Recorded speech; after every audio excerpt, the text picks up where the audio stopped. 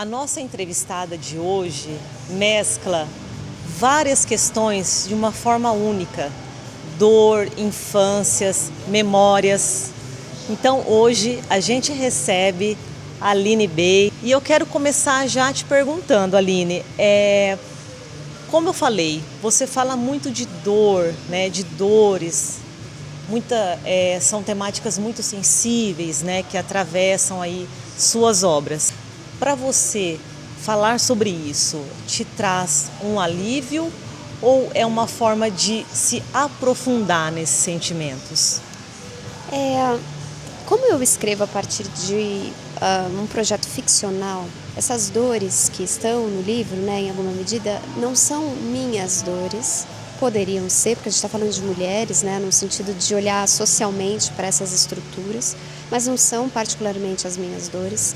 E eu acho que quando a gente escreve, tem um lugar de distanciamento da emoção, por mais que depois para a leitora chegue de fato uma emoção muito fresca, que gere diversas reações nas leitoras, para mim há um distanciamento porque eu estou lidando com a escrita, muito mais do que com a emoção em si, né? Eu estou lidando com esse material, essa matéria, que é a palavra, que é a língua portuguesa, com todas as suas nuances, com toda a sua expressividade e com toda a dificuldade que é escrever.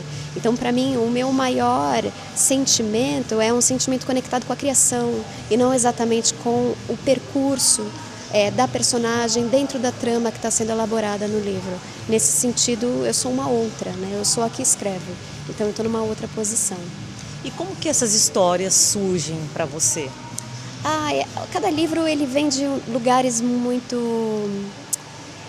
São difíceis de colocar em palavra, ainda que eu sinta que cada livro meu pudesse impulsionar a criação do próximo. Eu falei um pouco sobre isso na mesa aqui do nosso Sesc Birigui, mas eu sinto que cada livro meu mostra um ângulo que eu ainda não trabalhei e que eu poderia retomar e escrever uma história por aquela esquina, ou um personagem que, enfim, é um personagem secundário, mas que tem uma musculatura para se tornar, de repente, um protagonista. Então eu vou me alimentando do que eu mesma fiz e vou construindo a novidade a partir do que já está feito.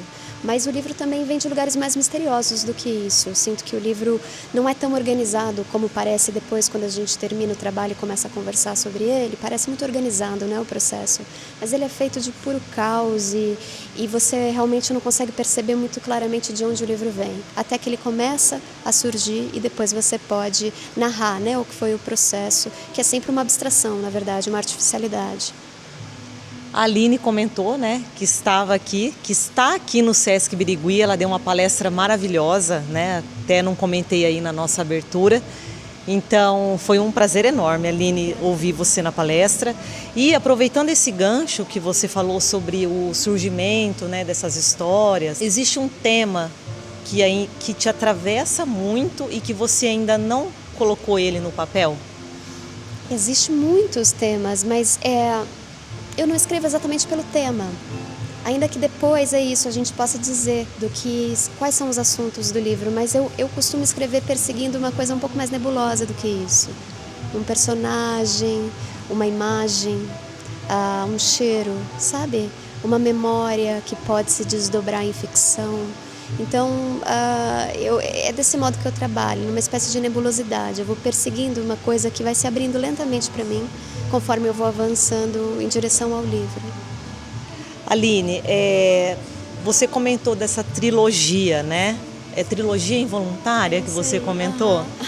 E aí, essas histórias, né, dessas mulheres com suas dores, né, com suas memórias, os silêncios, né, que você aborda muito o silêncio nas suas obras, né? Por que essas mulheres estão sempre presentes nas suas obras? É um grande mistério para mim também, assim, é doido isso, né? Parece que a gente planeja tudo de alguma forma, mas quando você escreve é uma revelação das suas obsessões, das coisas que te pegam. Esse desejo de ter mulheres em cena não é uma coisa calculada, é uma coisa que surge com muita força, que precisa ser escutada, porque tudo isso que vem, quando a gente está criando, precisa ser escutado. Se a gente impor de fora, eu quero escrever uma história porque eu vi alguma coisa muito legal, um documentário, a coisa nasce sem raiz, sabe? Então é muito importante que venha de fato, pelo menos dentro do meu processo, de algo que eu venho absorvendo e maturando no meu corpo. E aí a escrita me revela isso, né? Essa obsessão, esses assuntos. E as mulheres têm sido o meu lugar de construir as minhas narrativas. Eu acho que isso é muito legal porque a gente sabe, historicamente, tem uma falta de mulheres escrevendo sobre mulheres. E então é muito bom a gente estar vivendo de protagonistas, né? Mulheres que não estão só numa função do desejo masculino na história, mas que estão em função do seu próprio caminho. E mulheres escrevendo sobre mulheres é revolucionário. E a gente está vivendo um meio desse, né? Nesse momento tem muitas autoras jovens escrevendo sobre mulheres, autoras já consagradas, com mais experiência. Então isso eu acho muito gratificante, poder ser uma mulher, uma autora, escrevendo, dando contorno para algumas subjetividades que eu pressinto, né? De alguma forma na nossa sociedade.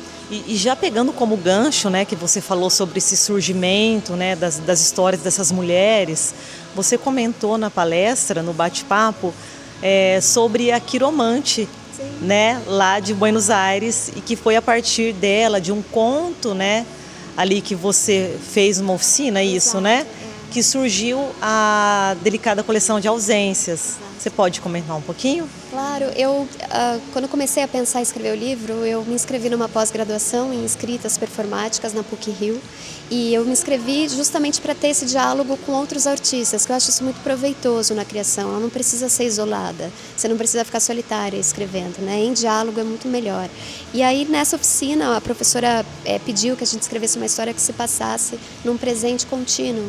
E pela primeira vez eu escrevi no presente, que minhas histórias estavam geralmente muito mais no passado, no tempo verbal do passado. E isso me deu as 4 personagens do livro, que têm idades diferentes, né? Ou seja, se o tempo não podia mudar, os corpos mudaram. Então essas mulheres era a bisavó, a avó, a mãe, que era já uma ausência logo no início, e a filha, a menina. E aí, como a nossa professora pediu que a gente colocasse uma foto nesse texto para que tudo isso pudesse conviver, eu me lembrei dessa viagem que eu fiz, que foi em 2019, e dessa mulher que eu vi. Então eu peguei muito, mas de um gesto assim de muita precisão, nenhuma dúvida. Peguei, encaixei, e quando eu coloquei essa foto no texto, eu senti que o livro se abriu completamente para mim, porque esse ofício da quiromancia, ele liga tudo, né? Ele é o futuro, ele é o presente, ele é o passado. E aí o livro aconteceu. E aí eu sabia que o resto era trabalho, mas que eu tinha, de certa forma, vislumbrado o que o livro poderia ser. E Aline, para finalizar, você falou da nebulosidade dos seus livros. Quem acompanha a sua obra sabe, né, que tem muita coisa ali que não é dita, mas que é dita demais, né, por meio dos silêncios.